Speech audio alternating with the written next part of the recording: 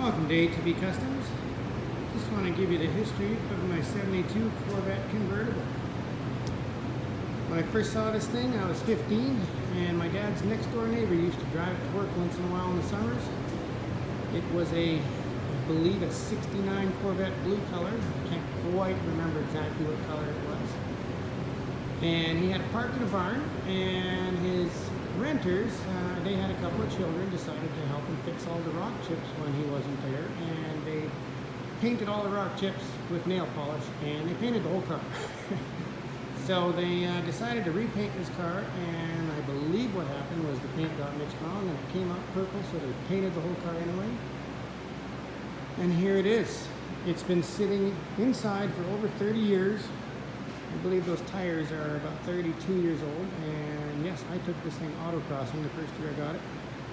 It has a 454 big block, 4-speed, air-conditioned convertible car. I think I got the hood open. Has lots of shiny 70s chrome.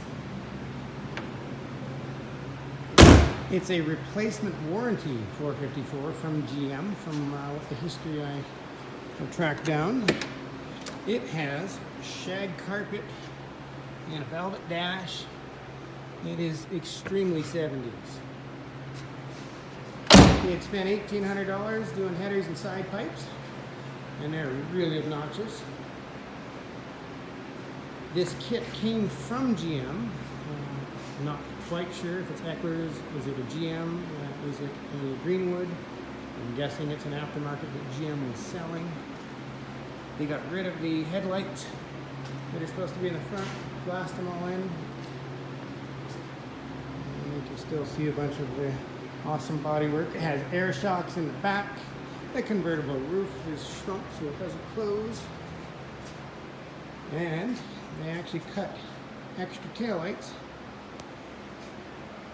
because it has 6 wide.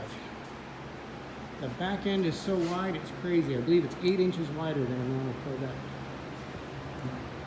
So, this thing is due for a restoration.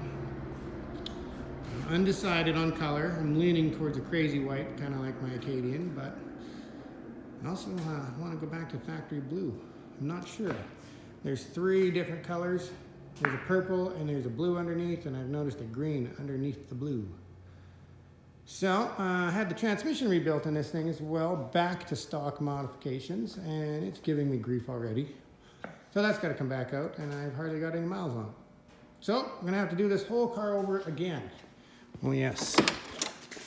The doors are extremely wide, which means they had to order a special little linkage kit so that the lock would extend and all the door mechanisms would work properly, and they don't. And you can't get that, so I'm going to have to make it. But they close really nice. They're nice and heavy. Oh yes. Has some cool little 70s disco lights to the side too. And I believe I want to modernize this. I have a huge crazy cam for it. We're going to have to redo this thing with a little bit of old school and a lot of modern. I'm going to have to upgrade the wheels. I did autocross this thing and it handles horribly. I believe it must have been in an accident. I see a little bit of questionable areas on the frame in the front driver's side.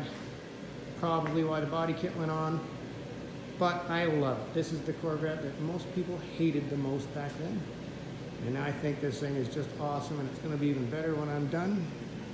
We'll see how long this one takes, but I'm not going to get started on this one probably till spring, but it just happens to be in the shop today. And there you go. 72 Corvette convertible 4-speed big block with a wide body kit. A real true wide body, not these modern ones. This is the original. Thanks for watching.